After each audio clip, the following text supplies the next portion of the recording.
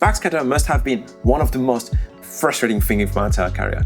It sometimes rains amazing shots, it's everywhere when you won't want it, and I've had to deal with it since I started underwater photography. So if you also have a problem with Backscatter, today I'm going to show you a different method and also reviewing an AI plugin that can remove Backscatter for you. Hi guys, my name is Maxime Cheminade and I am an award-winning underwater photographer and filmmaker, and today in this series on Lightroom editing and even more Photoshop, because we're going to touch on Photoshop a little bit, I'm going to show you a different way of how to deal with Backscatter from Lightroom in Photoshop, and also reviewing a little bit of the amazing plugin created by Let's Go Ask Erin, Backscatter Exterminator. If you are not sure what to do and you don't know where to start, this video is a part of a larger series that you can access here and see part 1 on how to start basic editing and part 2 how to work with masking. I need to get honest with you. Backscatter is something you could fix actually in camera. It's created because you have light reflecting particle in the water going back to your sensor when you take a picture. So strobe positioning, light, everything around this is very important to remove as much backscatter as you can. Okay, let's go back into our picture and let's jump in and I'll show you how I get rid of backscatter altogether. We're here in our basic tab. We're gonna use mostly here our removal tab. So let's go into the remove tab and we have two options. We have either mode remove. This is mostly used for unwanted objects. Like let's say you have a fish or a diver, but be extremely mindful and extremely careful with this if you use generative AI, because they don't really work well against a blue background like the ocean. It will create extremely weird artifacts, and you see this is exactly what I was talking about. You see here, you have noise and you have consistency even in the noise in the shadow, and you can see very clearly a difference between where the mask got applied and where it didn't. So this it just doesn't look very great, especially if you want to print the picture. This is definitely gonna show. I would generally tend to not use any of those tools, and especially not use them on a large scale, because the larger the scale, the more those kind of things are gonna be shown around. The best way to do it manually here is probably going to be using the good old stamp. And this is a very, very tedious and long process. That's why the visualize spot is very nice. The nice thing here is we can just select them and it's going to look into an area very, very close to the picture, and it's going to basically take this picture, this part, and then copy it there. Be careful with this because you can also get trapped. I got trapped. A friend of mine had an amazing picture and a lot of line and reflection, and I stamped it in the middle of a light reflection and it took another one, and there is this hole in the light reflection, and this was a mistake that I did as a photographer. She published a picture, it went everywhere, and I've been horrified. One thing that you shouldn't do with that tool though is be mindful of the edges of a picture or the edges of anything. Example, if let's say I had something in this area of the picture and I wanted to remove it, you can see that it's trying to average part of this, and it's going to create this mushy thing. So if you want to do anything, and I mean anything, where there is a sharp edge, let's say there's a fish and part of something and then it's in the blue, not in Lightroom, use Photoshop. This is very important. Now let's jump into Photoshop and I'm going to show you two ways of dealing with this. Welcome to Photoshop. And I know it might sound very, very hard and very complex, but actually Photoshop is fairly easy. One thing to be mindful when we jump to Photoshop. When we're working in Photoshop, we're working with a TIFF and not a RAW anymore. And that's why even the more professional ask to use to do the correction after Backscatter Exterminator as an example, I tend to do it after the fact, because if not, the picture, the color, everything are baked in, and it's very, very, very hard to go back to something nice. So I tend to edit first and then go to Photoshop. So the first thing that is coming with Photoshop is called dust and scratch filter. So again, another dust thing, it is part of your filters. So filters, it should be into noise, dust and scratch.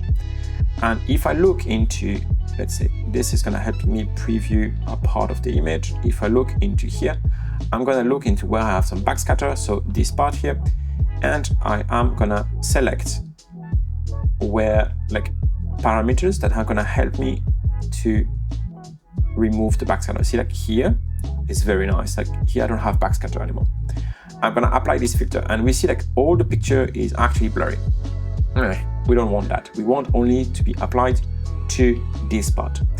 We're gonna use something called Fusion Mask. So if I click on this, this is gonna create a mask. I bet I call mask in Lightroom. So if you haven't seen our Lightroom masking tutorial, just go back into the video here, it's very nice. Basically, everything that is gonna be white on this board is gonna have the effect applied. Everything that is dark on this board is gonna not applied. So if I Command I to invert the mask, I can see that the mask is not applied anywhere. I'm gonna select white. I'm gonna select a brush. Same thing with a small flow, and then I'm gonna apply.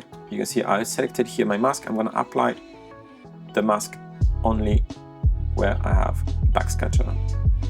So this is done very, very fast for the purpose of the video. I will do it very, very, very more slowly if I had a commercial shot, obviously. So if I look where my backscatter here was, by applying this, I can see if I look at the video, it has reduced the backscatter quite dramatically. If I look into here, we can as well. This, I can remove the backscatter here as well. This is very nice if you want to work on large places, not so much for like very, very small detail, but if you have a large amount of backscatter somewhere and you want to remove it quickly, it is very, very, very nice. One small problem that comes with this, it is also gonna remove the noise of the image. As an example, if I take my flow very, very high and apply this to a large area,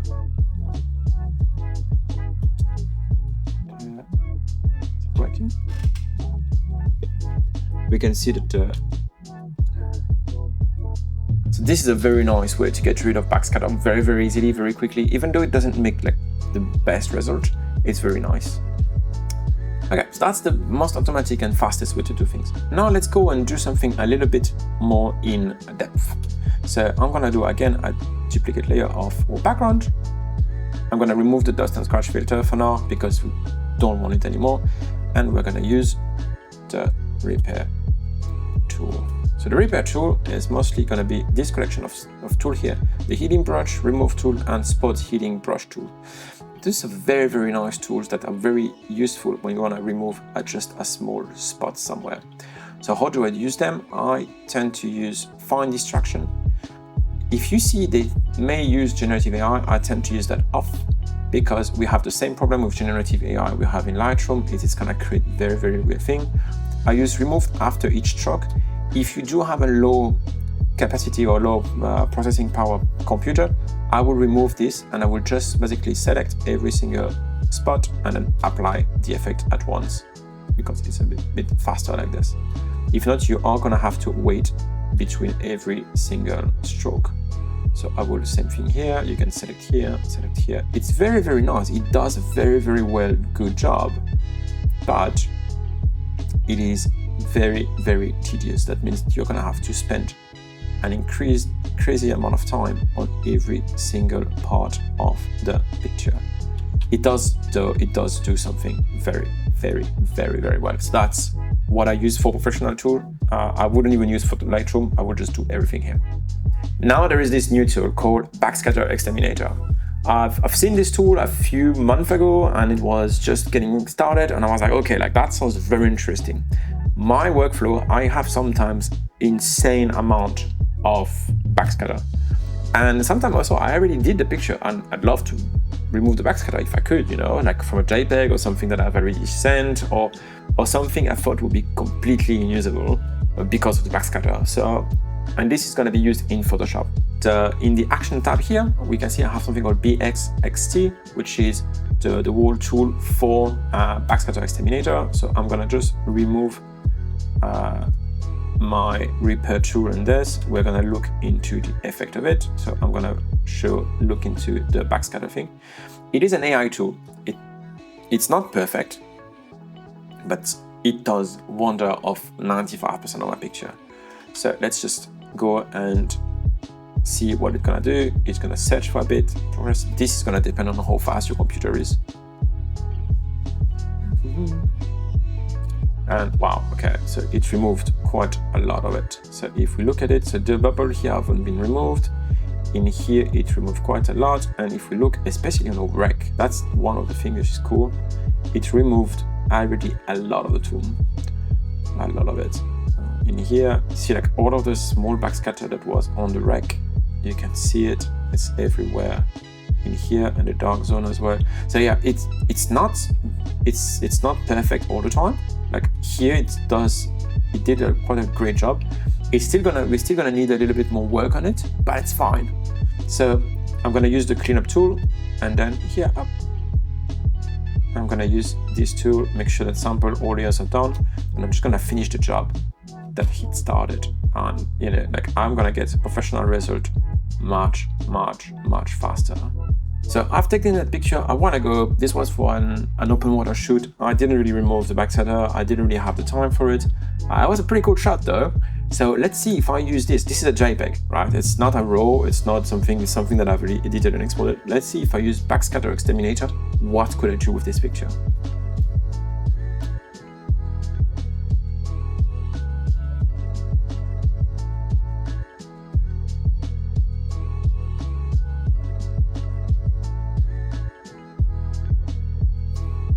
Do I need to say something?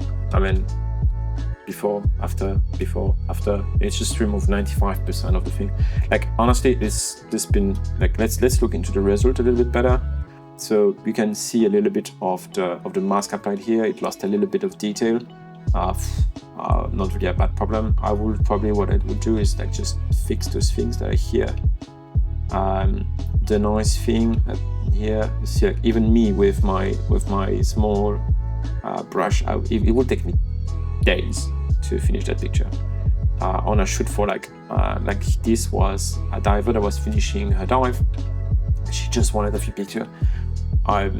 Those tools bring you back very fast. The nice thing is because Backscatter Exterminator is on a mask, I can use this white fusion mask that I showed you earlier, and I can just apply a bit of it less flow and then just maybe bring back a little bit of it just to like this, there, just to make sure we still not have too much in here, but like just to not making it too weird. Let's go back to our entire picture. I mean, this is night and day. Honestly, it took me 20 seconds, and not even, it took the computer 20 seconds to do something very fast. And I think this is like one of the game changer for an water photographer. If you guys like it, I'm gonna put a link in the description. It's gonna be an affiliate link. I'm gonna get a little bit of money if you get it. You won't have any extra cost for you, and it helps me to keep running this kind of channel and spend the time to show you those things. I honestly think it's worth it for any kind of photographer that really want to either deal with like a huge amount of backscatter, cave photographer, wreck photographer.